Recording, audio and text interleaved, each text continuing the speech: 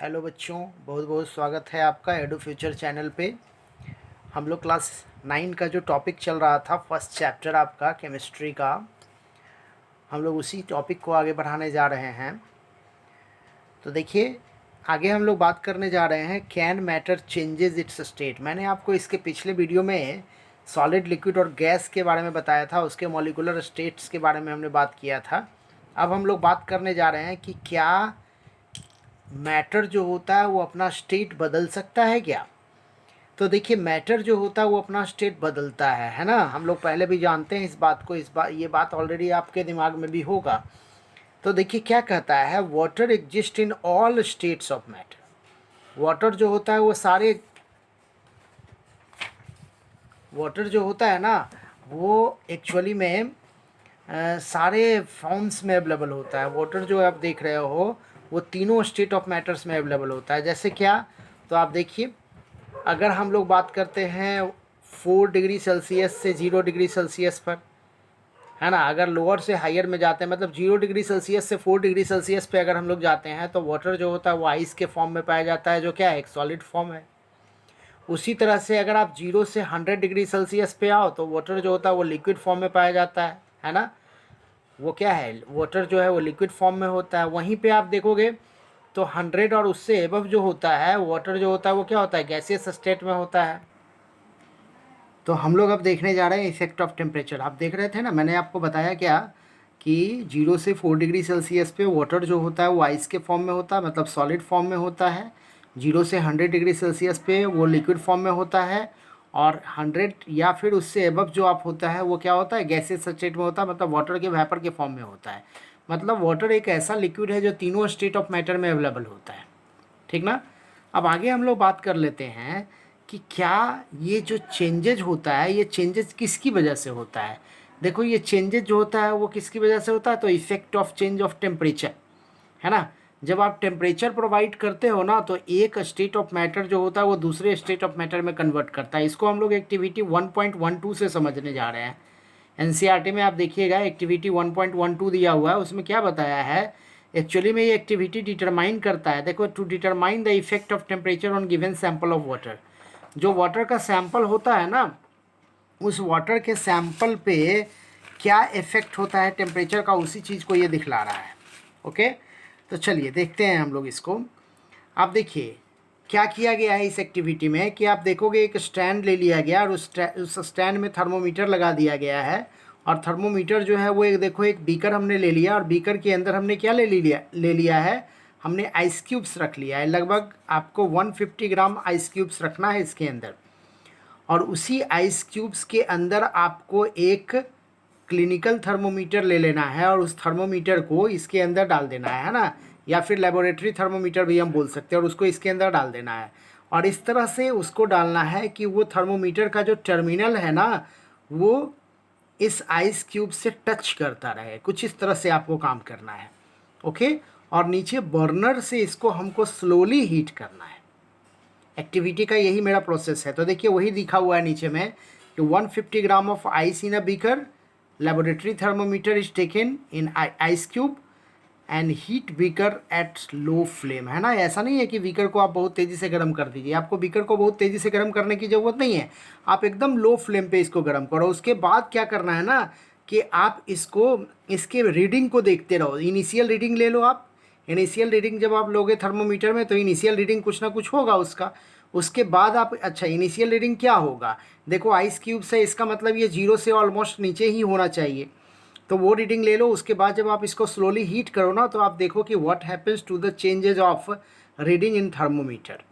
Thermometer में ये क्या चेंजेज ऑब्जर्वेशन में आ रहा है। अब इसी ऑब्जर्वेशन को आज जब आप देखिएगा, तो देखिए कैसे ये ऑब्जर्वेशन आपको कैसे देखना है। देखिए क्या करना है, देखिए, note the temperature of melting ice. जब आप उसको टेम्परेचर दोगे तो आइस क्या होगा, मेल्ट करने लगेगा। उसको नोटिंग करना है, उसको आपको नोटिफाई करना है। और क्या कहता है, note the temperature when whole ice get melt. देखो, जब आइस मेल्ट कर रहा था उस समय भी आपको टेम्परेचर लेना है। और जब आप देखो कि उस कंटेनर के अंदर जो आपने 150 ग्राम आइस लिया था, क्या वो टोटल मेल्ट कर गया है। जैसे ही वो टोटल मेल्ट करे तो फिर से आप क्या करो, रीडिंग लो, है ना, थर्मोमीटर में उसका रीडिंग लो। अब क्या कहता है, जब वो मेल्ट कर जाए ना, नाउ वो start take reading on thermometer till water start boiling. देखिए 3 अलग अलग कंडीशन में टेम्परेचर आपको लेना है। मेल्टिंग आइस जब हो रहा है तब टेम्परेचर लेना है आपको। फिर कब लेना है, जब वो पूरा का पूरा आइस मेल्ट कर जाए। फिर कब लेना है, जब वो मेल्ट कर जाए आइस, जब वो लिक्विड फॉर्म में वाटर आ जाए और जब वो बॉयल करने लगे तब उसका टेम्परेचर लेना है।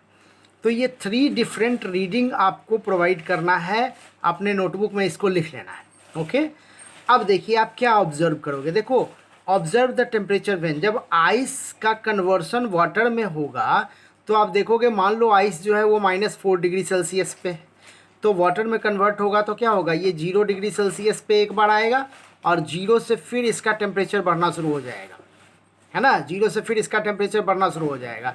उसी तरह से वाटर जो आप देख रहे हो, उस जब वो 0 से एबव जाएगा तो वाटर में कन्वर्ट कर जाएगा। अब वाटर जब वाटर वेपर में बनेगा तो क्या होगा कि ये 0 से फिर हाई टेम्परेचर बढ़ेगा और बढ़ते बढ़ते कितना तक जा सकता है, ये 100 डिग्री सेल्सियस तक जा सकता है। ओके, तो आप ऐसा कुछ ऑब्जर्वेशन में देखोगे। अब इस ऑब्जर्वेशन को देखने में आप कुछ बातों को आपको ध्यान देना है, कुछ बातों को आपको नोटिस करना है। क्या नोटिस करना है भाई, कि जब आप टेम्परेचर प्रोवाइड करते हो आइस को तो वो वाटर में कन्वर्ट कर जाता है। मतलब जब आप सॉलिड को टेम्परेचर प्रोवाइड किए तो वो क्या हो गया, लिक्विड हो गया। और जब लिक्विड को टेम्परेचर प्रोवाइड किया तो वो क्या हो गया, गैस हो गया, है ना। आपका पहला ऑब्जर्वेशन यही आ रहा है। देखिए वही लिखा हुआ है, temperature given to the solid. Conclusion क्या आया कि जब सॉलिड को हम टेम्परेचर प्रोवाइड करते हैं तो वो क्या हो जाता है, वो लिक्विड में कन्वर्ट कर जाता है। अब अगर हम लोग मॉलिक्यूलर पॉइंट ऑफ व्यू से देखें तो सॉलिड के जो मॉलिक्यूल्स होते हैं वो क्या होते हैं, हाईली कॉम्पैक्ट थे, है ना, जबकि लिक्विड के मॉलिक्यूल्स जो होते हैं वो एक दूसरे से फार होते हैं। सॉलिड की डेंसिटी भी हाई होती है क्योंकि पर यूनिट एरिया जो इसका अमाउंट ऑफ मॉलिक्यूल्स होगा वो क्या होगा, ज़्यादा होगा, जबकि इसमें per unit area amount of molecules क्या होगा, कम होगा। तो इसकी डेंसिटी कम होगी, इसकी डेंसिटी हाई होगी। ओके, चलिए अब इसी ऑब्जर्वेशन को हम लोग आगे बढ़ा रहे हैं। आगे क्या है भाई इस ऑब्जर्वेशन में हमारा, सो देखते हैं। देखिए यही मैंने आपको बता दिया मॉलिक्यूलर। देखिए ये आपका सॉलिड है, मॉलिक्यूलर अरेंजमेंट फिक्स है, इसका पैटर्न फिक्स है इसका, उनके बीच में स्पेसेस भी बहुत ही कम अवेलेबल हैं। लेकिन जैसे ही आपने इसको हीट प्रोवाइड किया वो क्या हो गया, लिक्विड में कन्वर्ट कर गया और लिक्विड में जो मॉलिक्यूलर स्पेस हो गया वो बढ़ गया।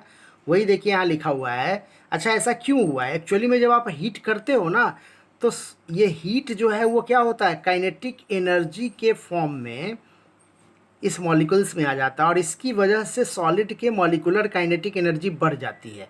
जब सॉलिड का मॉलिक्यूलर काइनेटिक एनर्जी बढ़ता है ना तो उसके मॉलिक्यूल्स जो होते हैं वो वाइब्रेट करने लगते हैं और वाइब्रेट करेंगे तो कोलाइड करेंगे और कोलाइड करेंगे तो उनके बीच का जो इंटरमॉलिक्यूलर फोर्स होता है वो घटने लगता है। और इंटरमॉलिक्यूलर फोर्स जब घटेगा तो क्या होगा, उसकी डेंसिटी भी बढ़ जाएगी, है ना, कुछ ऐसा होगा यहाँ पे। तो ऐसा ही कुछ हो रहा है यहाँ पे। तो वही देखिए मैं बता रहा हूँ। देखिए molecular kinetic energy increases, particles of solid start vibrating, है ना। Molecular force of attraction decrease कर जाएगा, जब वाइब्रेट करेगा तो डिक्रीज कर जाएगा। और फिक्स पोजीशन जो सॉलिड का था ना पार्टिकल्स का, वो डिस्टर्ब कर जाएगा। और जब वो डिस्टर्ब करेगा तो पार्टिकल्स क्या होगा, मूव करने लगेगा फ्रीली और वो कन्वर्ट कर जाएगा किस में, लिक्विड में। तो जब एक टेम्परेचर का देखिए यही इफेक्ट होता है कि जब आप किसी भी सॉलिड को टेम्परेचर देते हो ना, या लिक्विड को भी अगर आप टेम्परेचर देते हो तो क्या होता है, उसका मॉलिक्यूलर काइनेटिक एनर्जी जो होता है वो बढ़ने लगता है।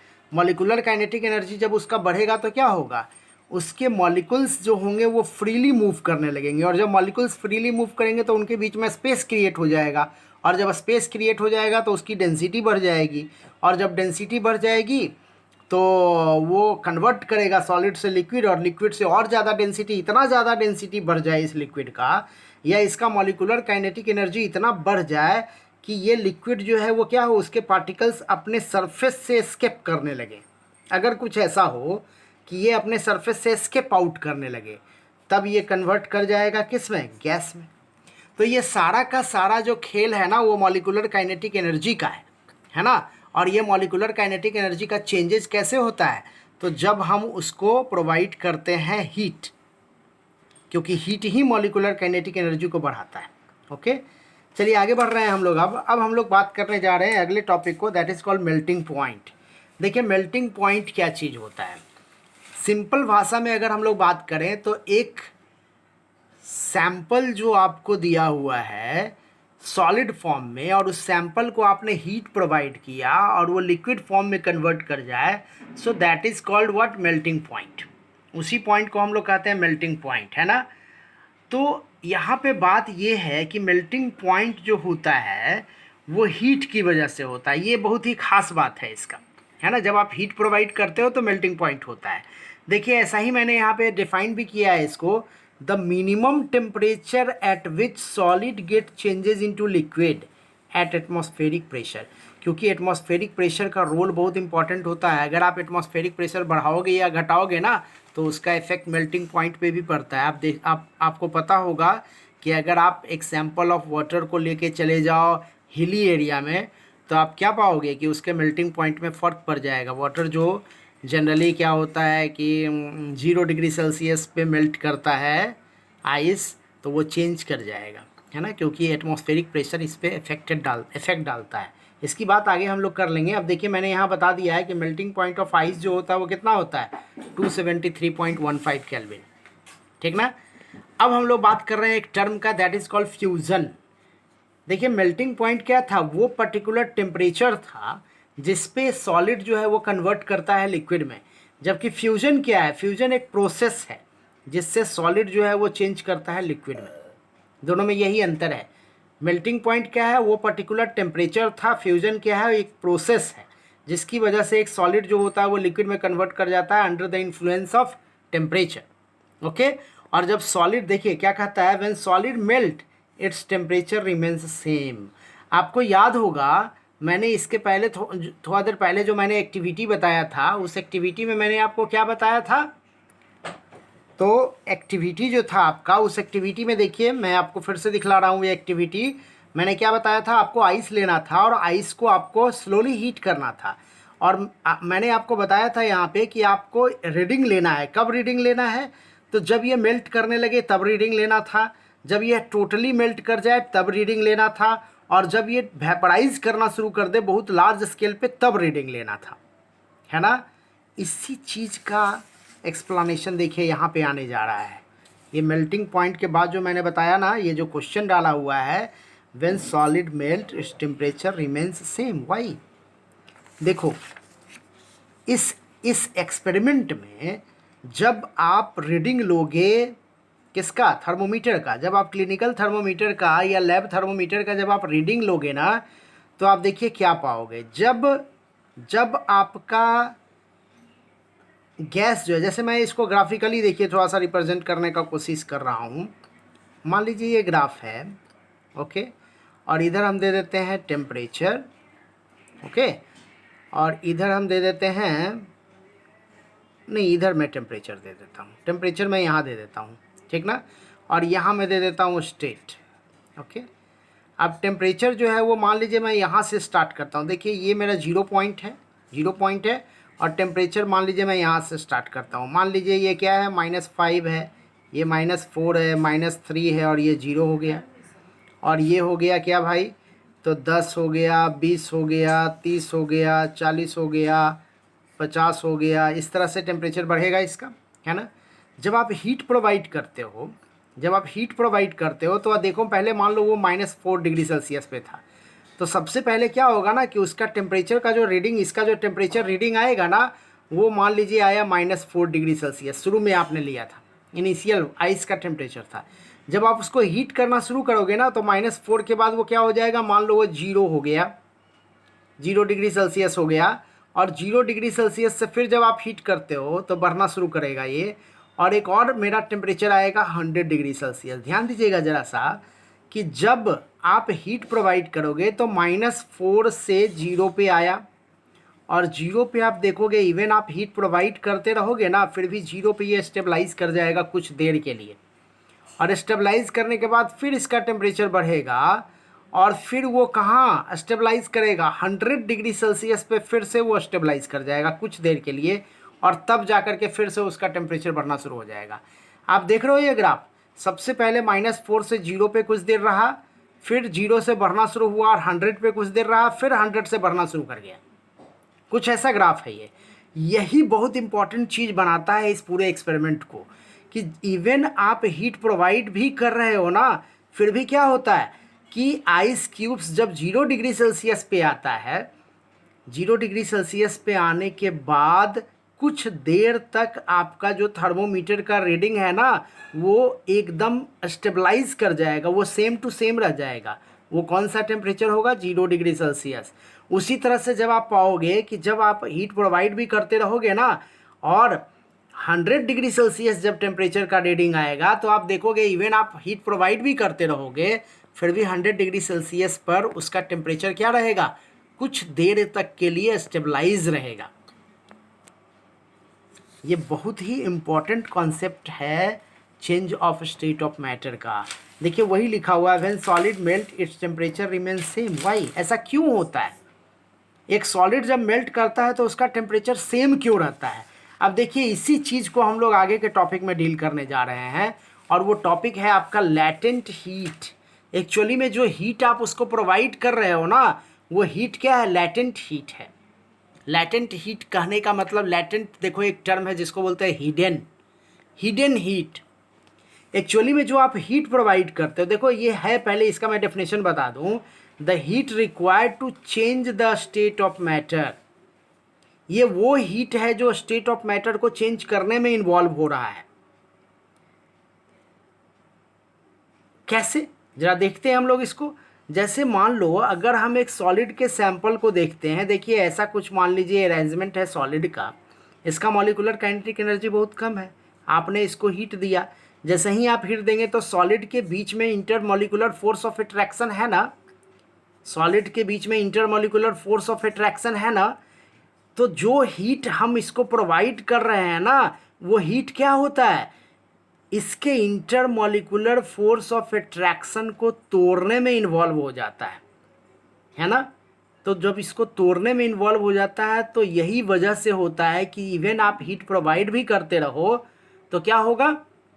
आपका इस ऑब्जेक्ट का टेम्परेचर नहीं बढ़ेगा, क्योंकि वो हीट क्या हाँ इन्वॉल्व हो गया है, वो हीट इसके इंटरमॉलिक्यूलर फोर्स को तोड़ने में इन्वॉल्व हो गया। वही देखिए लिखा हुआ है, the heat given to sample of matter involve in breaking the intermolecular force of attraction.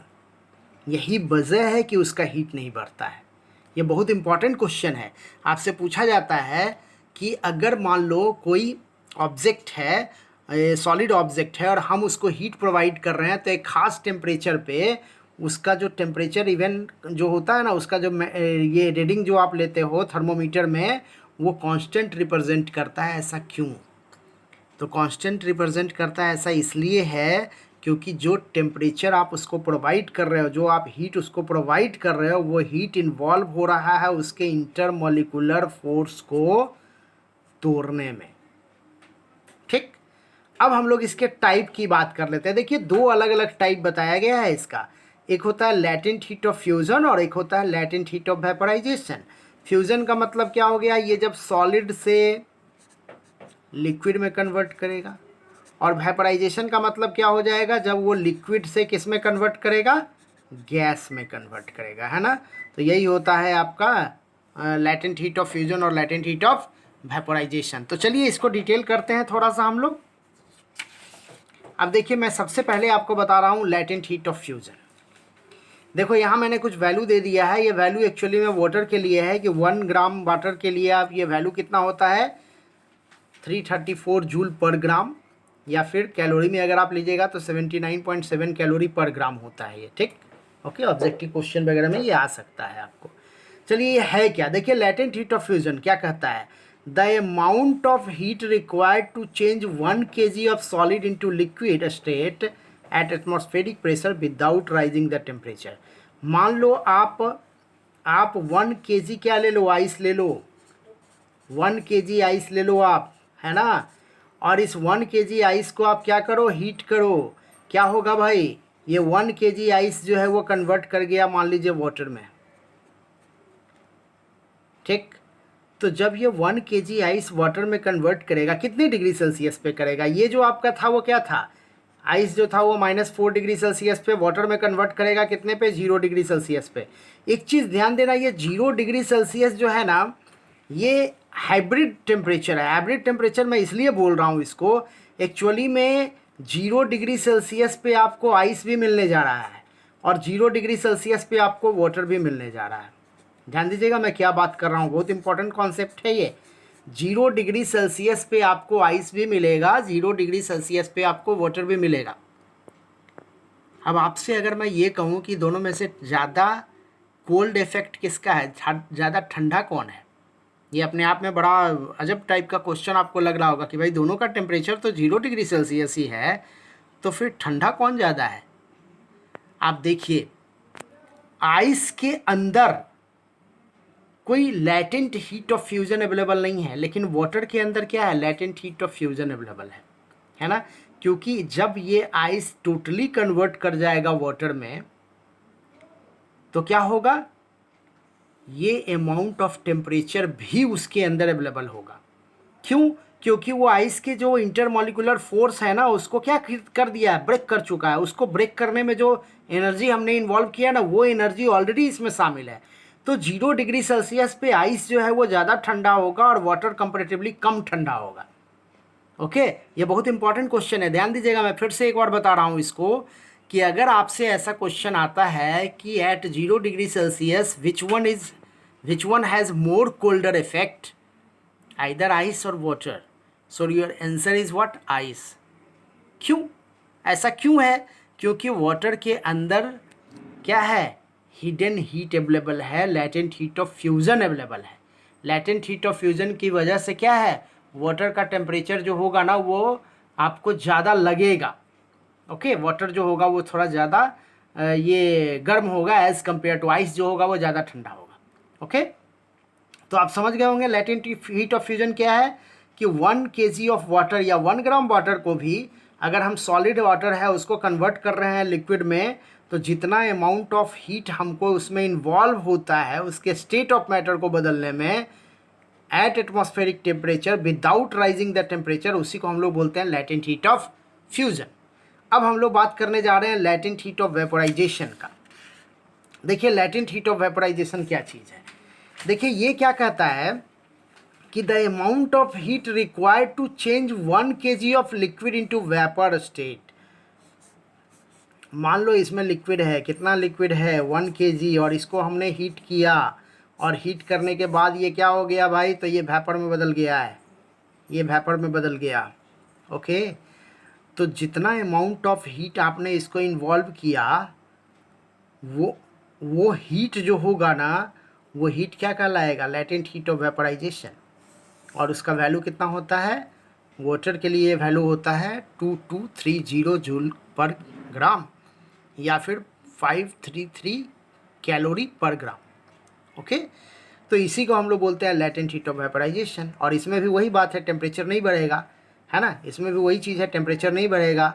मैंने आपको अभी ग्राफ बताया ना कि अगर हम लोग एक ग्राफ रिप्रेजेंट कर रहे थे इस टाइप से, है ना, और ये ग्राफ में मैंने आपको क्या बताया कि ये 0 डिग्री सेल्सियस टेम्परेचर यहाँ पे रख लेते हैं, और यहाँ हम रख लेते हैं क्या, तो यहाँ हम रख लेते हैं 5, यहाँ रख लेते हैं 4, यहाँ रख लेते हैं 3, यहाँ रख लेते हैं 1 और ये 0, और इसको थोड़ा आगे रख लेते हैं। मान लीजिए हम रख लेते हैं यहाँ पे 40 रख लेते हैं, हम यहाँ पे 80 रख लेते हैं, हम यहाँ पे क्या कर देते हैं 120 कर देते हैं, हम यहाँ पे फिर कर देते हैं क्या, तो 160 कर देते हैं। ओके, तो आप पाओगे कि आपका ग्राफ कैसा चलेगा। तो पहले आएगा माइनस, मान लीजिए वो -4 पे था, तो देखिए ये माइनस में होगा वैल्यू, है -4 से वो क्या इस पर जाएगा, बढ़ेगा थोड़ा सा। जैसे ही आप हीट प्रोवाइड करोगे इस पर थोड़ी देर कांस्टेंट रहेगा, फिर वो कहाँ पहुँच जाएगा, तो लगभग 100 के रीजन में, ये 120 है तो यहाँ के लगभग में, तो ये यहाँ पर आ जाएगा, फिर सॉरी यहाँ पे आ जाएगा, और यहाँ से आकर के फिर इस तरह, मतलब ये ग्राफ का स्टेट कुछ ऐसा होगा। तो ये आपका है 0 डिग्री सेल्सियस,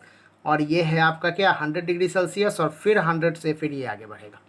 ओके, तो ये वाला जो हिस्सा है वो क्या है, लैटेंट हीट ऑफ फ्यूजन, ये है लैटेंट हीट ऑफ फ्यूजन। और ये वाला हिस्सा जो है वो क्या है, latent heat of vaporisation. Okay, अब देखिए, अब फिर से मैं एक क्वेश्चन अगर आपसे राइज करूं कि, या फिर मैं पहले एक इन्फॉर्मेशन आपको दे दूं कि 100 डिग्री सेल्सियस पे आपको क्या मिलेगा, वाटर मिलेगा, और 100 डिग्री सेल्सियस पे आपको वेपर भी मिलेगा, वाटर वेपर भी मिलेगा। अब क्वेश्चन ये है कि 100 डिग्री सेल्सियस पे जब दोनों है तो किसका हीटिंग इफेक्ट, किसका हॉट इफेक्ट जो होगा, या हीटिंग इफेक्ट किसका हाई होगा। तो आपको ये बात समझ में आ रही होगी कि 100 डिग्री सेल्सियस पे सबसे ज़्यादा जो हीटिंग इफेक्ट होगा वो किसका होगा, वाटर वेपर का होगा। ऐसा मैं क्यों बोल रहा हूँ, क्योंकि ये जो हिडन हीट है ना 2230 जूल, ये हीट भी उसके अंदर क्या है, शामिल है ना। इसीलिए उसका जो बर्निंग इफेक्ट होगा, वाटर वेपर का बर्निंग इफेक्ट क्या होगा, ज़्यादा होगा as compare to 100 degree Celsius of water. तो इस तरह से आप समझ गए होंगे लैटेंट हीट ऑफ फ्यूजन और लैटेंट हीट ऑफ वेपोराइजेशन। अब इसके बाद एक और वीडियो आपको मैं इसी चैप्टर का बता दूंगा, है ना, जिसमें आपका ये चैप्टर कंप्लीट हो जाएगा। आई थिंक इतना इनफ है आपके लिए, और आपको ये टॉपिक समझ में भी आ रहा होगा। मुझे आशा है कि ये टॉपिक आपको समझ में आ रहा होगा अच्छे ढंग से। आपको देखिएगा कि इसके पहले बहुत सारा आप एनसीईआरटी पढ़ोगे तो एनसीईआरटी में बहुत सारे क्वेश्चंस अवेलेबल हैं। आपको सबसे पहले वो क्वेश्चन करना है। जब आप वो सारे क्वेश्चंस को आप कर लेंगे, उसके बाद फिर आपको टेलीग्राम पे भी, टेलीग्राम का लिंक दे दिया गया है, उस टेलीग्राम के लिंक पे आप जाइए और इससे रिलेटेड और भी क्वेश्चंस आपको प्रोवाइड किए गए हैं। वो ऑब्जेक्टिव क्वेश्चंस हो सकते हैं और सब्जेक्टिव क्वेश्चंस भी हो सकते हैं। आप उनको ट्राई कीजिए, जिससे आपका इस चैप्टर पे कॉन्सेप्ट और अच्छा बनेगा। तो आपको क्या करना है, ये सारे टॉपिक को पढ़ना है। और अगर आपको ये वीडियो अच्छा लग रहा है तो आप अपने दोस्तों को भी ज़रूर बताइए, ज़रूर से ज़रूर शेयर कीजिए अपने दोस्तों के पास। तो इस तरह से बहुत बहुत धन्यवाद आप लोगों का एडू फ्यूचर चैनल पे बने रहने के लिए।